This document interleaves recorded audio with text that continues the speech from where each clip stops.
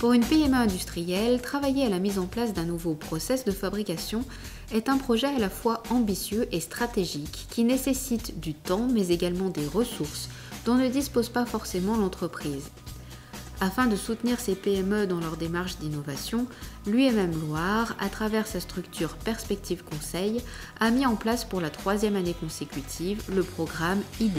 C'est dans ce contexte que l'entreprise Adax, basée à Saint-Chamond, a sollicité l'UMM Loire afin de bénéficier de ce dispositif. Nous sommes une société de 37 personnes basée à Saint-Chamond. Nous sommes fabricants principalement de flexibles destinés au transport du gaz domestique. Donc on retrouve deux types de produits, les tubes et flexibles caoutchouc et les flexibles inox, qui ont la caractéristique d'avoir des dates de validité différentes. Donc pour les tubes et flexibles caoutchouc, on retrouve les 5 ans de validité et les 10 ans. Et pour les flexibles inox, qui sont sans date limite d'emploi. La production de flexibles en caoutchouc constitue le cœur de métier historique de l'entreprise. Adax en maîtrise intégralement la production, de l'extrusion au conditionnement. On part d'une matière première sous forme de granulés.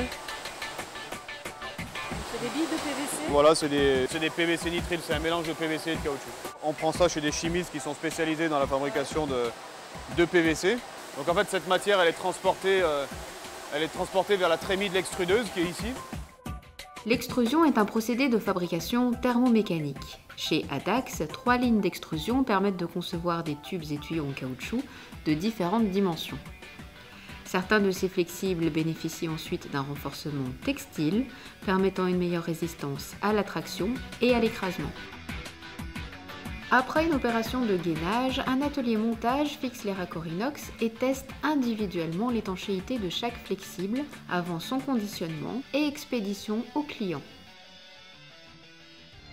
À la différence du flexible caoutchouc, le flexible inox n'est pas intégralement produit par l'entreprise. Il représente néanmoins 30% du chiffre d'affaires et sa part est amenée à progresser dans les prochaines années. L'avenir d'Adax va s'orienter très certainement plus vers le flexible métallique. En fait, on s'aperçoit que le flexible métallique est très utilisé dans différents domaines d'application, hors marché du gaz domestique.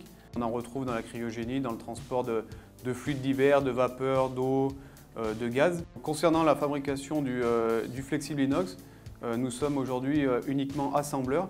C'est-à-dire que nous recevons de chez nos fournisseurs un tuyau en inox sur lequel nous réalisons un assemblage final par soudure.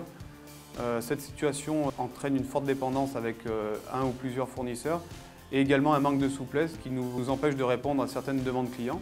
Donc aujourd'hui, nous avons le souhait de réintégrer la fabrication complète de ce produit, de la fabrication du tuyau onduleux en inox jusqu'à l'assemblage final du produit. La fabrication de ce produit est un métier complètement nouveau pour Adax. La transformation de l'acier inox, c'est quelque chose qu'on ne maîtrise pas du tout. On avait également un manque de personnel pour pouvoir travailler sur un projet comme ça.